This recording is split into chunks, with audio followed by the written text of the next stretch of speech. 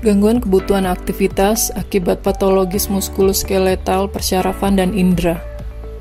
Kita awali dengan definisi aktivitas, yaitu suatu keadaan bergerak yang diperlukan manusia untuk memenuhi kebutuhan hidup. Tiap individu mempunyai pola atau irama dalam menjalankan aktivitas. Seorang dinyatakan sehat bila dia mampu melakukan aktivitas bekerja, makan, minum, personal hygiene, rekreasi, dan lainnya. Dengan beraktivitas, selain tubuh menjadi sehat, juga dapat mempengaruhi harga diri dan citra tubuh seseorang. Peran perawat sangat penting untuk mencegah terjadinya gangguan mekanik tubuh, terutama pada klien yang mengalami tiara baring lama dan cedera dan lainnya. Dan hal ini menyebabkan terjadinya penurunan kemampuan tonus otot, sehingga berdampak pada gangguan intoleransi aktivitas, hambatan mobilitas, kelelahan, imobilisasi, dan defisit perawatan diri. Dengan demikian, perawat harus bisa melatih mekanik tubuh dengan benar, sehingga mencegah komplikasi klien seperti jatuh, tekanan fisik, cedera, dan dampak imobilisasi. Adapun komponennya dibagi atas 3 berdasarkan sistem muskulo. Kita melihat dari segi tulang, otot, tendon, ligamen, kartilago, dan sendi. Sementara pada persyarafan, yaitu sel saraf sendiri, sistem saraf pusat, sistem saraf tepi. Dan pada sistem indera, yaitu panca indera, mulai dari pendengaran, penghidup, mengecap, melihat, dan peraba. Ada 4 topik besar yang akan kita bahas, yaitu mulai dari pengkajian sampai dengan evaluasi. Kita awali dengan pengkajian melalui anamnesa. Anamnesa adalah melakukan teknik wawancara, baik pada klien atau pada pasien, juga kepada keluarga atau orang yang boleh terlibat dalam gangguan kebutuhan aktivitas pasien sendiri. Pada anamnesa muskulo berupa penjelasan spesifik nyeri, lokasi, dan sifat nyeri serta keterbatasan mobilitas. Sementara pada anamnesa persyarafan, yaitu tingkat kesadaran, tanda-tanda vital, respon pupil terhadap cahaya, kekuatan dan gerakan ekstremitas, serta kemampuan merasakan sentuhan nyeri pada ekstremitas. Dan pada anamnesa penginderaan difokuskan pada 2 hal, yaitu mata dan telinga. Anamnesa pada sistem muskuloskeletal terkait gangguan aktivitas difokuskan pada aktivitas yang biasa dilakukan dalam 24 jam, anjurkan pasien menjelaskan, lalu apakah ada keluhan terkait pemenuhan aktivitas sehari-hari dengan keluhan kelemahan atau kekakuan, atau mungkin keluhan nyeri. Lalu anjurkan juga tanyakan pasien apakah ada perubahan aktivitas, misalnya sebelumnya dia biasa berjalan menempuh jalan 2 kilo tanpa ada keluhan nyeri sendi tulang, namun saat ini belum sampai 2 km pasien sudah ada keluhan nyeri sendi dan tulang. Itu contoh. Lalu misalnya apakah pasien melakukan latihan rutin atau aktif dalam kegiatan, contohnya mengangkat berat. Pada pasien misalnya dia seorang atlet angkat berat, atau petugas lapangan, atau mungkin kuli bangunan yang biasa memanggul beban yang cukup berat. Lalu jelaskan berapa kilogram berat yang biasa dia pikul, lalu apakah dia menggunakan alat khusus untuk mengangkat tersebut, atau dia hanya memikul saja di tubuhnya. Kedua, dan terakhir, apakah dia menggunakan alat bantu seperti tongkat atau walker untuk membantu bergerak. Hampir sama seperti muskulo, pada persyarafan juga menanyakan aktivitasnya selama 24 jam, lalu apakah dia menggunakan alat bantu. Namun pada masalahnya bisa kita fokuskan apakah pasien mengalami gangguan beraktivitas karena ada gangguan keseimbangan atau koordinasi dalam berjalan. Lalu apakah pasien ada keluhan, kelemahan pada lengan atau tungkai. Lalu apakah pasien mampu menggerakkan seluruh tubuh tanpa ada kendala atau keluhan. Lalu apakah pasien ada keluhan mana dia ketika beraktivitas mudah tersandung atau terjatuh. Serta apakah pasien mengalami gemetar atau tremor. Lalu tanyakan pada bagian tubuh sebelah mana. Sementara tremor biasa kita temukan pada pasien dengan kondisi Parkinson. Lalu terakhir, bisa ditanyakan juga terkait dengan kejang. Seperti apa gambaran kejangnya, apakah pencetusnya, lalu apa yang dirasakan pasien setelah mengalami kejang. Pada anamnesa, wawancara pengkajian gangguan aktivitas sistem indera dan mata, yang kita tanyakan apakah ada masalah pada penglihatan atau mungkin pada pendengaran yang mengganggu aktivitas kehidupan sehari-hari. Pada indera mata, ditanyakan apakah pasien menggunakan Google atau pelindung saat melakukan aktivitas di mana beresiko cedera. Contohnya pada pasien yang bekerja sebagai tukang las atau pasien yang bekerja lapangan di mana terpapar dengan sinar matahari, sinar UV, dan itu mengganggu penglihatannya. Atau juga bisa juga pada pasien dengan gangguan indera telinga, apakah dia menggunakan earplug protektif saat melakukan aktivitasnya. Contohnya pasien yang bekerja di pabrik dengan kondisi yang cukup bising atau mengganggu pendengarannya, atau bisa juga seorang yang menggunakan headset setiap saat karena dia harus mendengarkan atau memberikan penilaian pada hal-hal terkait dengan suara. Pengkajian gangguan kebutuhan aktivitas pada sistem muskuloskeletal bisa kita lakukan dengan look, feel, dan move. Look adalah melihat pasien cara berjalan dan bergerak. Feel, apakah ada keluhan nyeri.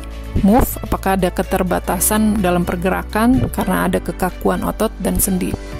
Faktor yang mempengaruhi adalah faktor biologis, contohnya usia dan jenis kelamin.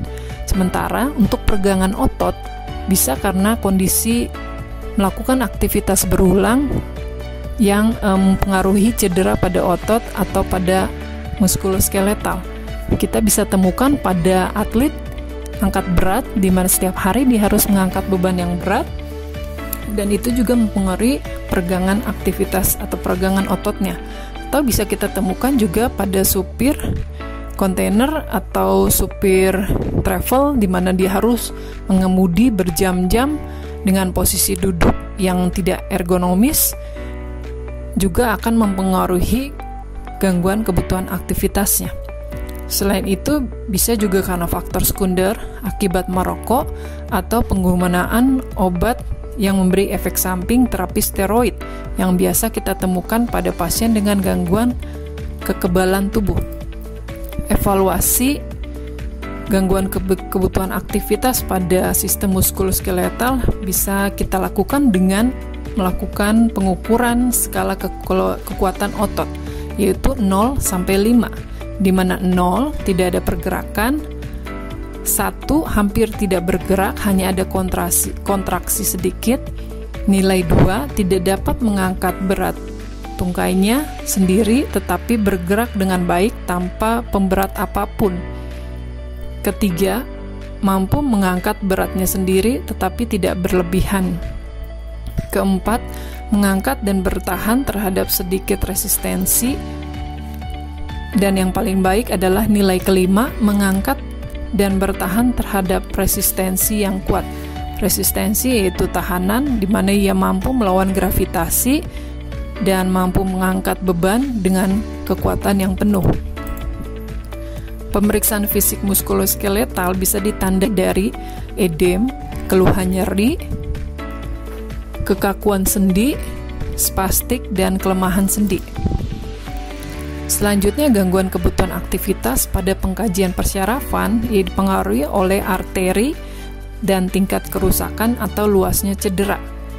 5 hal yang harus kita lihat: adanya pucat, nyeri, nadi tidak teraba, parestesia, yaitu kesemutan atau rasa tertusuk-tusuk akibat batasan aliran darah ke bagian tubuh, misalnya menggunakan sepatu ketat atau dalam posisi jongkok yang terlalu lama, misalnya pasien yang BAB yang keras hingga dia berusaha buang air dengan posisi jongkok yang terlalu lama juga bisa menyebabkan parestesia, atau bahkan kelumpuhan atau paralisis yang biasa kita temukan pada pasien stroke. Pemeriksaan fisik atau kondisi fisik yang bisa ketemukan pada gangguan kebutuhan aktivitas sistem persarafan, misalnya pasien mengalami gangguan tingkat kesadaran, gangguan keseimbangan, hemiparesia atau hemiplegia, kelumpuhan, adanya perubahan kepribadian, amnesia atau lupa ingatan, perubahan kemampuan berpikir dan berkomunikasi, adanya keluhan kram, adanya sakit kepala, atau tanda-tanda refleks, tanda Kerning dan Brudzinski positif. Selanjutnya pada pengkajian indera. Pengkajian indera difokuskan pada bentuk subjek dikarenakan sistem sensori memiliki hubungan erat dengan persepsi. Faktor yang mempengaruhi karena misalnya faktor usia, kembali lagi usia degeneratif bisa menyebabkan penurunan fungsi organ, baik itu penurunan penglihatan, pendengaran, kualitas persepsi, pengecapan, bau, gangguan keseimbangan, dan orientasi. Konsumsi obat, contohnya antibiotik, streptomisin, gentamisin, juga dapat merusak saraf pendengaran, atau mengkonsumsi obat chloramphenicol juga bisa beresiko mengiritasi saraf optik atau saraf penglihatan. Bahkan juga obat analgetik yang mengandung narkotika, sedatif, dan antidepresan dapat mengubah persepsi stimulus. Selanjutnya, lingkungan. Stimulus lingkungan yang terlalu ramai dan berisik dapat membuat seseorang menjadi kebingungan, disorientasi, bahkan tidak mampu mengambil keputusan. Yang keempat adalah tingkat kenyamanan. Seorang dengan keluhan nyeri atau kelelahan tidak mampu memberikan persepsi yang stabil atau menggambarkan persepsi stimulus secara normal. Yang kelima, penyakit yang diderita. Contohnya pasien katarak mengalami penurunan fungsi penglihatan, atau pasien yang mengalami infeksi telinga juga mengalami penurunan fungsi pendengaran. Atau bisa juga kita temukan pada pasien diabetes kronis yang mengalami komplikasi adanya penurunan penglihatan, kebutaan, bahkan neuropati perifer atau penurunan vaskularisasi pada daerah perifer, sehingga ketika ia menginjak sesuatu yang nyeri, dia tidak bisa merasakannya akibat tidak ada vaskularisasi yang adekuat pada daerah perifer atau ujung-ujung jari kaki. Atau bisa juga kita temukan pada pasien penyakit stroke, di mana menimbulkan penurunan kemampuan verbal akibat adanya kelumpuhan pada wajah atau lidah. Selanjutnya bisa juga karena merokok, karena penggunaan tembakau yang secara berlebihan mengakibatkan atrofi pada saraf pengecapan sehingga menurunkan sensasi rasa. Pemeriksaan fisik pada penginderaan dibagi atas 3, defisit sensori, deprivasi sensori, beban sensori berlebih. Defisit sensori adalah suatu kerusakan dalam fungsi normal, penerimaan, dan persepsi sensori. Individu tidak mampu menerima stimulus tertentu, misalnya kebutaan atau tuli, atau stimulus menjadi distorsi, misalnya penglihatan kabur karena katarak. Kehilangan sensori secara tiba-tiba dapat menyebabkan ketakutan, kemarahan, bahkan perasaan tidak berdaya. Pada awalnya, individu bersikap menarik diri dan menghindari komunikasi atau sosialisasi dengan orang lain dalam suatu usaha untuk mengatasi kehilangan sensori. Klien yang mengalami defisit sensori dapat mengubah perilaku dengan cara-cara yang adaptif atau bahkan maladaptif. Yang kedua, deprivasi sensori, yaitu sistem pengaktifasi retikular dalam batang otak yang menyebabkan semua stimulus sensori ke korteks cerebral, sehingga meskipun saat tidur yang nyenyak, klien mampu menerima stimulus. Jika seseorang mengalami suatu stimulus yang tidak adekuat, kualitas dan kuantitasnya, seperti stimulus yang monoton atau tidak bermakna, maka akan terjadi deprivasi sensori. 3 jenis deprivasi sensori adalah kurangnya input sensori, misalnya karena kehilangan penglihatan dan pendengaran, eliminasi perintah atau makna dari input, misalnya terpapar pada lingkungan asing, atau bisa juga karena restriksi dari lingkungan, misalnya tidak baring atau berkurangnya variasi lingkungan.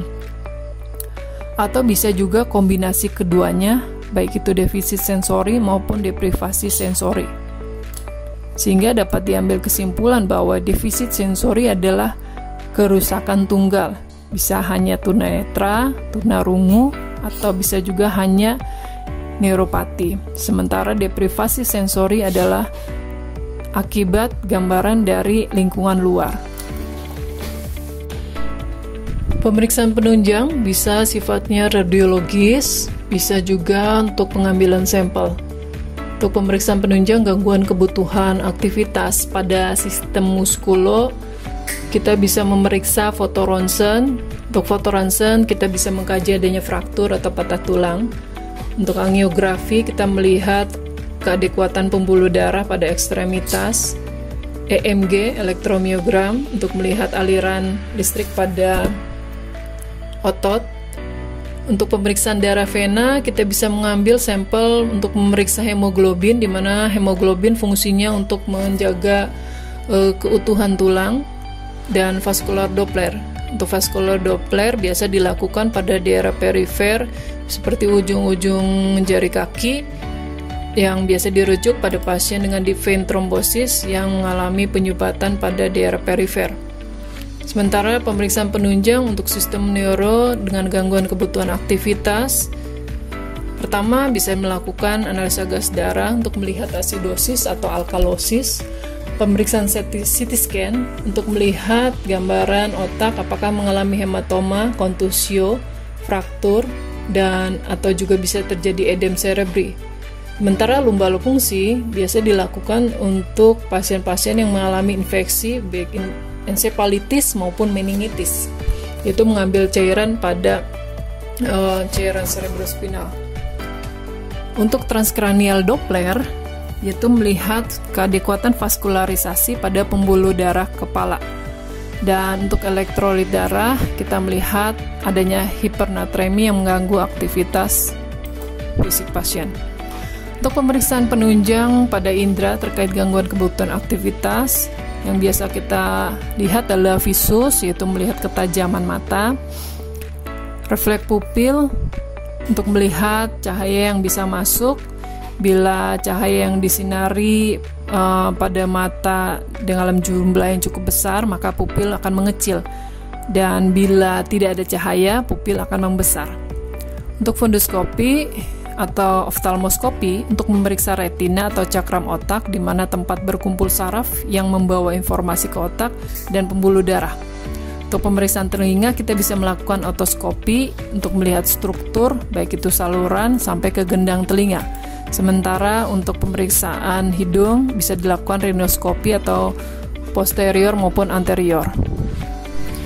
Penyakit yang berhubungan dengan gangguan aktivitas dibagi atas 3 hal pada prinsipnya, yaitu kategori cedera atau trauma, kategori gangguan infeksius, kategori gangguan metabolisme, dan itu bisa kita temukan pada ketiga sistem persyarafan, muskuloskeletal, dan indera. Standar diagnosa keperawatan Indonesia mengkategorikan gangguan kebutuhan aktivitas pada kategori fisiologis, subkategorinya aktivitas dan istirahat. Diagnosa yang bisa diangkat adalah gangguan mobilitas fisik, yaitu keterbatasan dalam gerak fisik dari satu atau lebih ekstremitas secara mandiri. Yang kedua, diagnosa bisa diangkat adalah intoleransi aktivitas, yaitu ketidakcukupan energi dalam melakukan aktivitas sehari-hari. Yang ketiga adalah resiko intoleransi aktivitas. Namun, SDKI juga bisa merujuk beberapa diagnosa perawatan yang bisa diangkat. Untuk subkategori neurosensori bisa diangkat disrefleksia otonom, konfusi kronis, resiko disfungsi, neurovaskular perifer. Untuk kategori perilaku dengan subkategori kebersihan diri bisa diangkat diagnosa defisit perawatan diri. Gangguan mobilitas fisik bisa disebabkan oleh beberapa hal, seperti kerusakan integritas struktur tulang, kekakuan sendi, nyeri, gangguan neuromuskular, dan seterusnya. Gejala dan tanda mayor yang bisa ditemukan pada data subjektif adanya mengeluh sulit menggerakkan ekstremitas. Untuk objektif, terjadi penurunan kekuatan otot. Pada rentan gerak atau RUM juga mengalami penurunan. Untuk gejala minornya, ada keluhan nyeri saat bergerak, enggan melakukan pergerakan, merasa cemas saat bergerak. Sementara untuk data objektifnya ada kaku sendi, gerakan tidak terkoordinasi, gerakan terbatas, dan fisik lemah.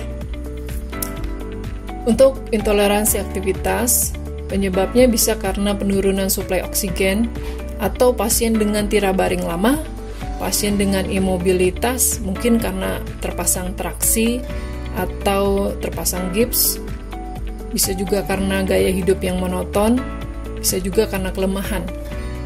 Gejala dan tanda mayornya, keluhan subjektifnya mengeluh lelah, untuk objektifnya, frekuensi jantung meningkat lebih dari 20% dari kondisi istirahat. Untuk minornya mengeluh dyspnea setelah beraktivitas atau merasa tidak nyaman setelah beraktivitas. Objektifnya tekanan darah berubah lebih dari 20% atau gambaran EKG, aritmia saat atau setelah aktivitas, atau bisa juga gambaran EKG menunjukkan iskemia atau sianosis. Karena sifatnya resiko, maka penyebabnya masih bersifat faktor resiko. Bisa disebabkan karena gangguan sirkulasi, ketidakbugaran status fisik, riwayat intoleransi aktivitas sebelumnya, tidak berpengalaman dengan suatu aktivitas, dan gangguan pernafasan. Standar luaran untuk gangguan kebutuhan aktivitas atau biasa disingkat dengan SLKI yang diangkat adalah gangguan mobilitas fisik.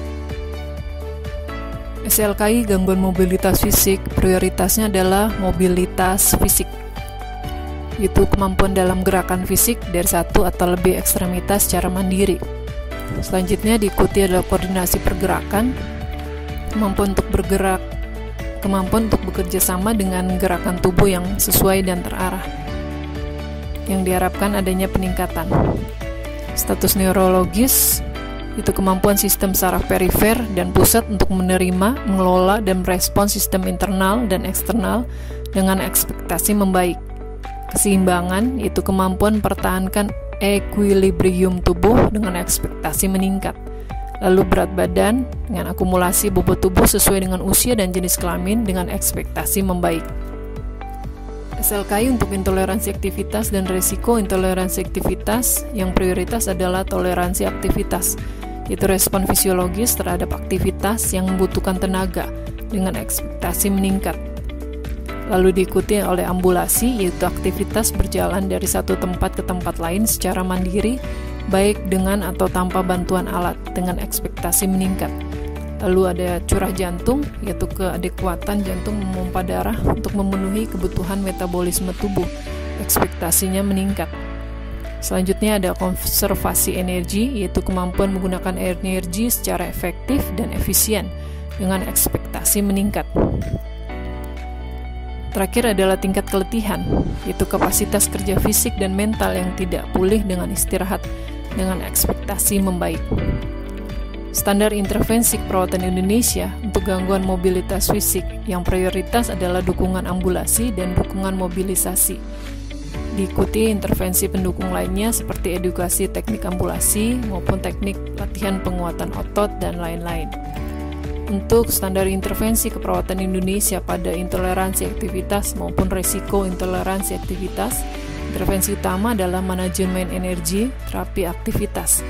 Diikuti dengan intervensi pendukung lainnya seperti dukung ambulasi, dukung tidur, terapi bantuan hewan, promosi dukungan keluarga, dan lain-lain.